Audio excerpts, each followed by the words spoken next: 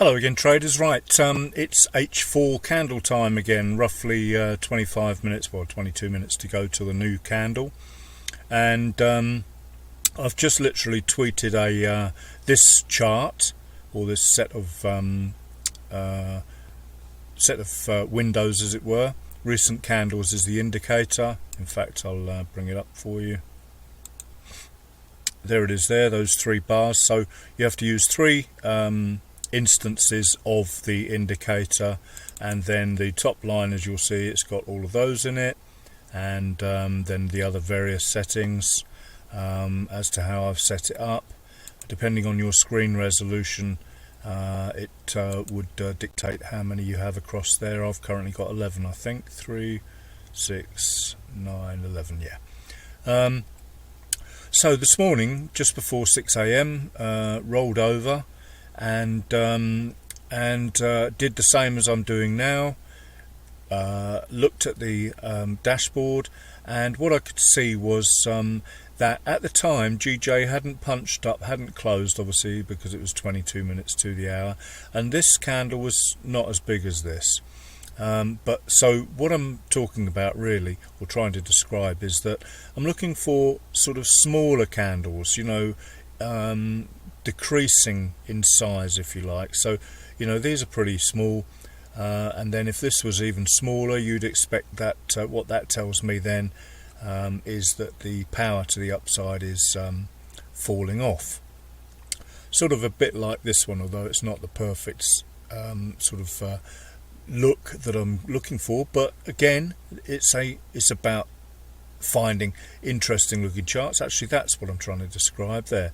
The power of that one has fallen off. I mean, it could just burst up and make a bigger candle, but in sort of as a result of studying these for so long, then that could be a good thing, because that's exactly what happened with GJ. It looked small, then they burst it up for the last hurrah, if you like, and then I got my reversal using the 5-minute chart. And what if you follow me on Twitter, what got me into this trade, and what I would like to find, I'd spent an hour or so trying to look for one, is an RSI, well, not even an RSI, any sort of divergence dashboard that literally I could just put all the 5-minute charts on at 6 AM and see whether we got divergence, and then you could reverse engineer it. Then I could look to see whether the H4s looked amenable, and so on and so forth. You get my drift.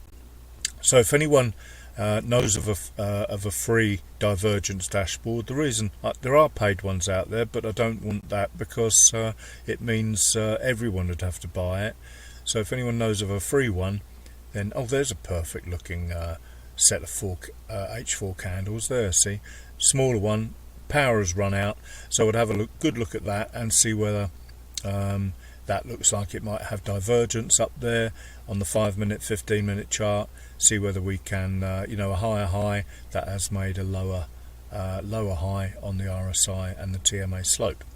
So yeah, getting back to the dashboard, if anyone knows of a dashboard, or if anyone thinks they can put one together, some of our friendly coders on my Twitter feed, Best Forex Method, if you haven't already found me, then that would be brilliant. But yeah, so this is the sort of thing I look for. That there, then I'd open the chart, look for divergence if it's got some, because the reason we are looking at this H4 dashboard is because I like the close of the H4 candle.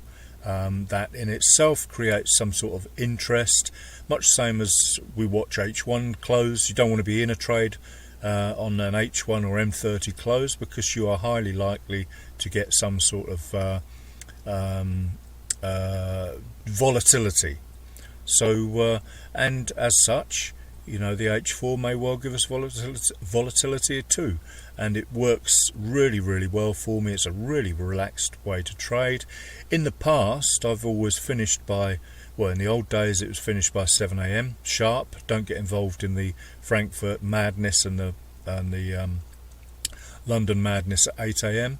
But now I'm seeing these moves going from 9 AM when the big boys in their braces and at their desks in London have done all their bonuses. They've earned the bonus. They're off to get their bacon sarnie and a cup of coffee. So 9 a.m. everything sort of calms down. There was a trader years and years ago now, probably 15 years ago. I remember watching a podcast, or listening to a podcast of sorts, and he actually confirmed the sort of my feelings about algorithms, that they switch the algorithms off when the big boys get involved at 7 a.m. say, and switch them back on at 10 a.m. and this is what sort of goes through my mind when I look at these 10 a.m. H4 candles. They are they've switched on the algorithms, gone off to get their coffees and whatnot, and they've earned their bonuses, and they're back to work refreshed a little while after, ready for the American session. Whatever works, whatever makes you feel you're in tune with the market, that's all you need to worry about. But H4, what I'm looking at here, this looks a little bit weak, could be a reversal. Here we've got a huge run of H4 candles. Now we go down to the charts. I'm not going to do that here, and you would find these interesting looking pairs like I've talked about, CJ, CAD, all of them actually. There's loads of green, just like I said at 6 a.m. this morning. Loads of runs of green, loads of runs of red. These are perfect examples of huge trend that may well just give us a nice little M1, M5 reversal.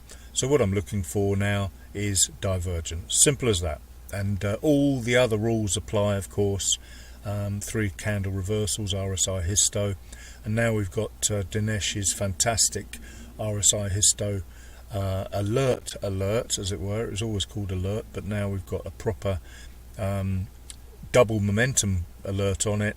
I love it, absolutely fantastic. And for some reason it's made me focus a lot closer on what the TMA is doing as well, and I've taken a load of moving averages and the dragon off my charts, because whilst I can use them in their second nature, I don't need them, and they just clutter up the charts, and we can concentrate on the pure candlestick price action with those 2 momentum indicators. Thanks for watching, have a great day. I hope this helps.